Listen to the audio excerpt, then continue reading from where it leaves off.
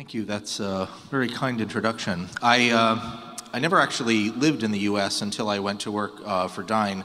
And it was interesting because, you know, U.S. citizens, of course, are taxed on their global income even if they don't live there. And so I always had to file income taxes in the United States even though I didn't live there. And one year there was a contentious election going on and I thought, if I'm going to do this, I probably should vote. So I tried to register to vote in the U.S. It turns out that if you've only ever lived in a hospital in the U.S., you can't register to vote there. It's a funny little wrinkle to their arrangements. Anyway, that's not what I'm here to talk about, but I thought that might amuse you all. So thank you for the lovely introduction. I'm going to have a problem here. I broke my glasses, and so either I can see you or I can see this. Those are really the options, so I'm going to see this. I sometimes wonder whether we're at the period of peak irony. You know, every day I read various things. I read news reports, I read opinion pieces. They warn about the dangers of the internet. It's a tool of terrorism. It erodes family life. It has been catastrophic for newspapers. It might take over your car. It might make your ice cream all melty. Thieves, whether of copyrighted material or personal information, lurk behind every service. All people do all day long is stream video, some of it purloined, much of it pornographic. They're locked away in their own personal bubble of entertainment, and they're disengaged from the wider society. And the society, anyway, is in imminent danger of collapse due to foreign interference in our socio-political order. How do the attackers interfere? Through the internet, of course. And how do I receive all this news? Why, that too, through the internet. Now, our culture is by no means the first to spend time criticizing a technology through that technology. You heard I studied philosophy, so Plato's Socrates. He, for instance, spent some time in the Phaedrus attacking the utility of writing. Yet we might never have known of his argument if he hadn't written it down. Nevertheless, it seems to me these days we spend a lot of time online talking about the online experience. And the content of the discussion seems to be, somebody should do something. Now, of course, somebody should do something. The internet is one of those transformative technologies that comes along from time to time and makes everything different. These technologies demand something from us, the people who have to deal with them. And let us be honest, the internet has become a conduit for terrible things. Hatred, theft, political interference, murder, these are all now experiences of the internet, the whole litany of things that I mentioned a few minutes ago. Okay, so who is somebody? I've learned that whenever somebody should do something and nobody shows up, nothing gets done. And also, of course, if you leave the doing to somebody else, you get to live with whatever they did. So somebody should do something. Who is somebody? And what should they do? Well, Peter D. Norton has outlined an important change that happened in North America between the 1920s and the 1930s. At the beginning of the 1920s, people crossed the street wherever they wanted. Children played in the streets. This was totally normal. Certainly by the end of the 1930s, people had learned to cross at marked crossings. The difference, of course, was the rise of the automobile and the danger that it presented to unprotected human bodies. To deal with this ubiquitous new technology, the technology had to develop, but humans had to learn new habits as well.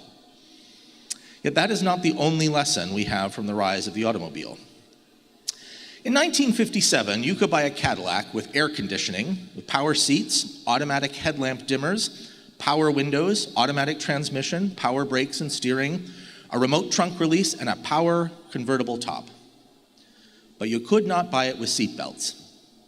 That you had to have added special.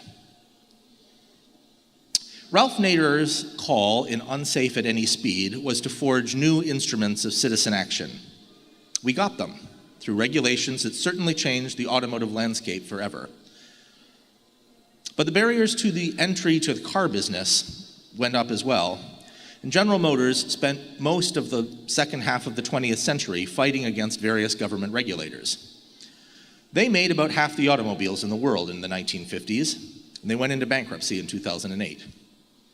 Big changes to business environments can make big changes in a market.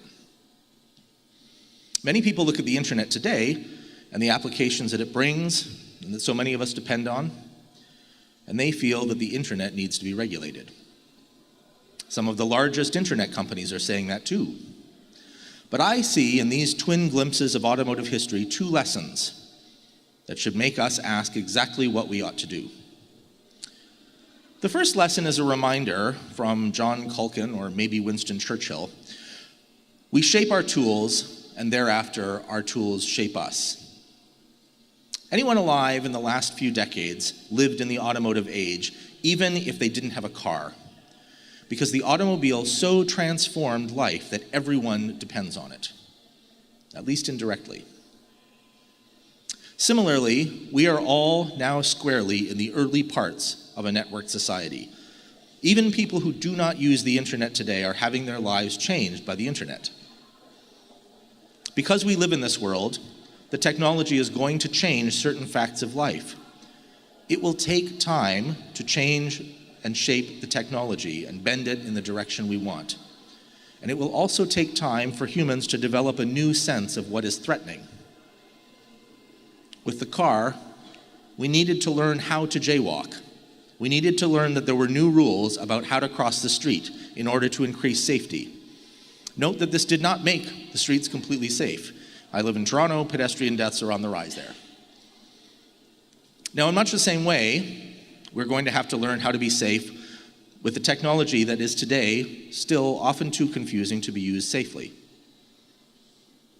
But the second lesson is that we need to be extremely careful in what we regulate and how. We in Canada live in a highly regulated society now, and we expect those high degrees of regulation to keep us safe. But the transformative technologies of the 20th century were introduced with little regulation. They only gradually came to be regulated. Many of the regulations were initially voluntary and were effectively insurance protection schemes. The electrical and building codes, for instance, were mostly the result of pressure from insurance companies who didn't want to insure properties unless certain standards were met. Regulation implies a certain maturity of the regulated market, and the regulations of new technologies usually mature along with that market. Now, the contemporary commercial internet did not exist at all until the middle of the 1990s. Facebook is not 20 years old. Instagram isn't even 10. Most of the so-called Internet of Things hasn't even been invented yet. We have barely begun to understand the potential benefits the internet can bring us. Yet these technologies are already transforming our lives, and not only for the worse. For every horror story we hear about hate speech or fake news or terrorism online, we can also find stories of someone building an income for themselves, or of isolated communities who are finally able to graduate kids from high school without sending them thousands of kilometers away, or of Indigenous youth who find the support they need not to kill themselves. The very things that make these technologies frightening, their speed, their ubiquity, and the way they make communication easy, are also the very things that provide the benefit. There is an awful lot of baby in the bathwater. We better look hard before we throw it all out. So in this complicated policy environment, I think Canada has been showing the way forward. For instance, the Internet Society and the Canada chapter together, and together with the Government of Canada, specifically ISED, and stakeholders such as CIRA, TIPIC, and Canary, interested corporate and individual parties of all kinds, we all got together over the last year to work on a multi-stakeholder process to enhance Internet of Things security. The process launched efforts in consumer awareness, in network resilience, and in labeling of devices that can help consumers keep themselves safe as they adopt the technology. That alone would seem worthwhile. But part of the victory came from the way this happened. We invited all stakeholders, because that's part of the way the internet works. We do not prefer multi-stakeholder mechanisms as some political program. The internet is made up of many independent networks. If you want those networks to implement common security practices, you have to convince them to do it. The best way to do that, the best way to convince people to come along, is to use an open multi-stakeholder process that allows every view to be heard. Too many governments today are rushing to regulate on the internet by consulting the supposedly important players, usually in private. Canada's approach so far has largely been to use the strengths of the internet to figure out what to do. We proceed through networks of people and their shared interests to try to improve the shared fate of all who are dependent on the internet. The Internet of Things security work, for instance, is not done, and it won't be for some time. This is a new area, and it's developing quickly. But that's all the more reason to depend on a wide population of interested parties to help ensure it develops in a way that is good for us all. At the same time, Canada stands out for its challenging access environment. With vast distances and a sparse population, it is not too surprising that access is uneven. But there are tremendous opportunities here for new connectivity models to respond to these challenges. The Internet Society is engaged with the government of the Northwest Territories, the Northern Lights General Partnership, the Inuvialuit Regional Corporation, and others to support communities in the Northwest Territories who are creating and managing community networks. We are undertaking other research on access issues along with Jangla, MLab, and the University of Alberta. We are working with partners to ensure that Nunavut-made data and content is under local control and that it is at least as accessible locally as it is accessible elsewhere. Reliable, speedy, affordable access is a serious problem around the world. Canada is in an ideal position to show the world some good solutions. And of course, Canada itself stands to gain from more reliable, widely available, affordable access to the internet. Since the internet is made up of many different networks, it offers inherent advantages to people who want to innovate. You don't need anything special, and you don't need any special permission. This is part of what has made the internet such a source of growth. Yet when access is uneven, the potential is unevenly realized. Remote and rural communities deserve that access if they want it. First Nations, Inuit, and Métis communities deserve that access too if they want it. This engine for economic growth, for social support, and for community building is something that can help us all and can help Canada realize its full potential as a country. So, the policy response we need is one that depends on involving not just all Canadians, but also the ways of the internet itself in developing that policy. This means certainly embracing the potential of the technology. That's not hard to defend. In a country with large agricultural sector, for instance, the potential for the Internet of Things to make for more efficient farming with better water use, more accurate yield predictions, and more precise and less dangerous application of fertilizers and pesticides, that should excite us all. In a country of vast distances, the potential for the Internet to help us with healthcare, with transportation effectiveness, and even just keeping people in touch with one another should inspire us to build those capabilities quickly and embrace them. And in a country experiencing faster than many the effects of climate change, the use of a cheap but reliable technology to help us face and manage that challenge is an obvious strategy. But it also requires us to find new ways of developing policies and regulations to ensure that we maintain the benefits of the internet. It will not benefit us all to attempt to regulate the internet like a traditional utility because it isn't one. It will not benefit us all to attempt to govern the internet by cooperating with only 5 or 10 of the world's richest companies. It will not benefit us all to mandate new pieces of infrastructure effectively controlled by those same few companies and require that by everyone who wants to launch a new internet service. And it will certainly not benefit us all to retreat to national or regional networks, tidy and controlled, but entirely unlike the instrument of human creativity, potential, and good that the internet can be. So our response must first be to develop the policy in the open, as Canada has mostly been doing. But also, we must resist the impulse to make any response just because some response is needed. Where regulation is necessary, we must ensure that it does not accidentally damage other parts of the internet or permanently entrench the current giants. And we must remember that not everything about the current business environment is just about the internet. Some of the issues we see have to do with corporate behavior generally, not the business those corporations happen to be in. None of this is to suggest that there are no issues to face. The internet has enabled human behavior that is often lamentable and sometimes shocking or even criminal.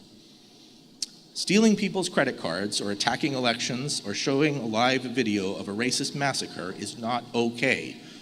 and it is an urgent problem for humanity to figure out how to deal with these execrable uses of the technology.